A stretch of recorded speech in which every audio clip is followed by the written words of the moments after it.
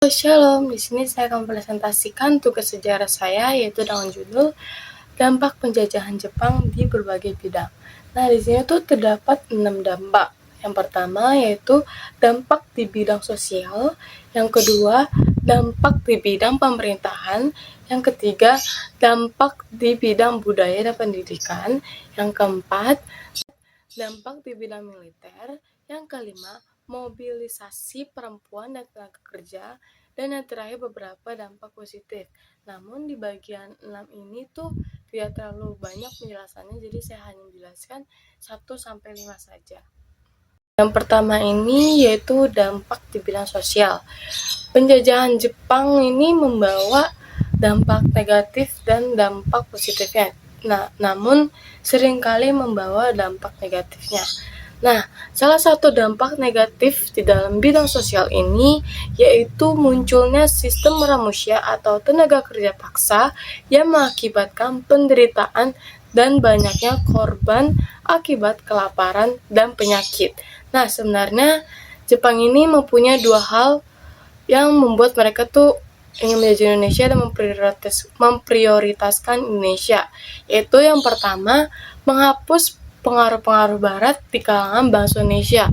Nah, mereka menghapus ini tuh dikarenakan sebelumnya Indonesia dijajah oleh Belanda dan masih tertinggal kebarat-baratannya orang Eropa atau Belanda itu di Indonesia. Nah, yang kedua, memobilisasi bangsa Indonesia untuk kepentingan Perang Asia Timur Raya. Nah, kedua hal ini menjadi dasar bagi berbagai kebijakan Jepang di Indonesia. Nah, oleh karena itu, bagi orang-orang Eropa atau terutama orang Belanda dan Indo dalam kurung keturunan campuran bangsa Bumi Putra dan Eropa, kedatangan Jepang dilihat sebagai sumber malapetaka. Kedua ini dampak di bidang pemerintahan. Penjajahan Jepang membawa dampak besar di bidang pemerintahan di Indonesia. Sistem pemerintahan kolonial Belanda digantikan oleh pemerintahan militer Jepang yang otoriter. Jepang membentuk struktur pemerintahan baru, mempromosikan orang-orang Indonesia dalam jabatan pemerintahan, dan juga membentuk organisasi seperti BPUPKI dan PPKI yang menjadi wadah persiapan kemerdekaan. Setelah Jepang menyerah kepada sekutu dan Indonesia merdeka, beberapa pejabat lokal menjadi sasaran kemarahan rakyatnya seperti di beberapa kawasan Sumatera Timur yang sekarang menjadi Sumatera Utara, Brebes, Tegal, dan Pemalang. Karena mereka dianggap ikut membantu Jepang menindas rakyat. Nah, saat Jepang mulai berkuasa, pejabat-pejabat kolonial yang berasal dari orang Eropa disingkirkan, namun orang Indonesia dipertahankan atau bahkan dipromosikan. Nah, mereka dapat menduduki jabatan yang dulunya hanya untuk orang Eropa, namun pada satu sisi, hal ini menguntungkan bagi sebagian orang Indonesia karena dapat memperoleh kekuasaan, namun di sisi lain hal ini menjadikan mereka sebagai kolaborator Jepang yang dalam beberapa hal berarti membantu Jepang menindas rakyat Indonesia. Nah, para pejabat lokal ini seringkali berada dalam posisi yang dilematis, karena jika mereka tidak tunduk pada Jepang, mereka akan dihukum berat atau bahkan dibunuh.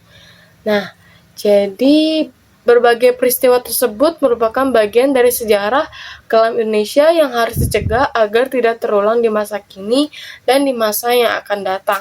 Yang ketiga ini ialah dampak di bidang budaya dan pendidikan. Seperti yang disebutkan sebelumnya, Jepang ingin menghapus pengaruh Barat di Indonesia termasuk di dalam bidang bahasa dan budaya. Sebagai gantinya, Jepang berusaha mempromosikan bahasa mereka untuk menggantikan bahasa Belanda. Nah, Jepang ini dalam bidang pendidikan yaitu dengan menciptakan sistem pendidikan yang lebih terstruktur dengan Tahapan sekolah yaitu SD, SMP, dan SMA. Penggunaan bahasa Indonesia sebagai bahasa penggantar di sekolah, serta peningkatan kualitas guru melalui pelatihan. Jika di masa penjajahan Belanda, format sistem persekolahannya sangat rumit dan dianut berdasarkan ras. Jepang menyeragamkannya sehingga lebih egaliter. Nah, namun pemerintahan Jepang sebenarnya juga menyediakan sekolah kejuruan, sekolah guru, dan berbagai pendidikan tinggi. Namun, sekolah-sekolah tersebut menjadi kurang efektif karena suasana perang yang sedang berlangsung.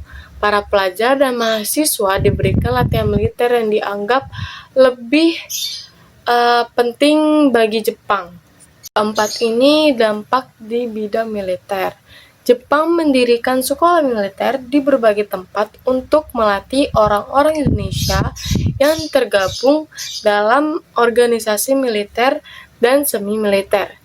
Organisasi militer seperti PETA atau Pembela Tanah Air memberikan pelatihan militer kepada pemuda Indonesia yang kemudian menjadi bekal penting dalam perjuangan kemerdekaan. Namun, di sisi lain, Jepang juga memanfaatkan Indonesia sebagai pangkalan militer dan melibatkan masyarakat dalam pertempuran yang menyebabkan banyak korban jiwa. Nah, di sini tuh Jepang membuat beberapa organisasi militer penting yang didirikan oleh Jepang. Yang pertama yaitu Heiho atau prajurit pembantu Jepang. Yang kedua, PETA atau Pembela Tanah Air. Lalu yang ketiga, Keibodan atau organisasi keamanan. Dan yang terakhir, Seinedan yaitu Barisan Pemuda Indonesia. Kelima ini mobilisasi perempuan dan tenaga kerja. Dampak negatif seperti kerja paksa atau romusha, kelaparan, dan bahkan pelecehan terhadap perempuan, serta dampak positif seperti kesempatan belajar dan terlibat dalam kegiatan publik sebagai perempuan.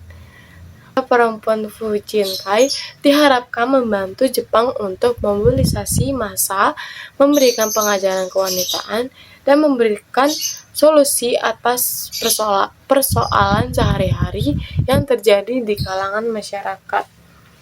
Nah, selain Lugun Lanfu yang terjadi di Indonesia, sebenarnya Jugun Lanfu ini juga terjadi di Tiongkok, bahkan itu Jepang juga menjajah. Nah, secara harfiah, romusha berarti prajurit pekerja, meskipun dalam kenyataannya yang mereka jalani adalah kerja paksa. Model rekrutan romusha dilakukan secara terbuka melalui berbagai propaganda Jepang. Beberapa orang Indonesia tertarik untuk ikut menjadi romusha karena tertipu oleh propaganda Jepang yang ingin memakmurkan Asia Timur Raya. Bagian terakhir ini tuh beberapa penjelasan tidak lengkap, namun bagian terakhir ini tuh Jepang tuh memberikan beberapa dampak positif. Namun selama penjajahan Jepang, rakyat banyak mengalami tekanan dan penderitaan akibat sistem yang eksploitatif dan kejam. Meskipun demikian, penjajahan Jepang di Indonesia juga meninggalkan dampak positif yang masih dapat dirasakan hingga saat ini. Misalnya dalam bidang pertanian dengan diperkenalkannya sistem larikan atau menanam mengikuti garis lurus dalam menanam padi. Nah, sekian dari saya. Terima kasih.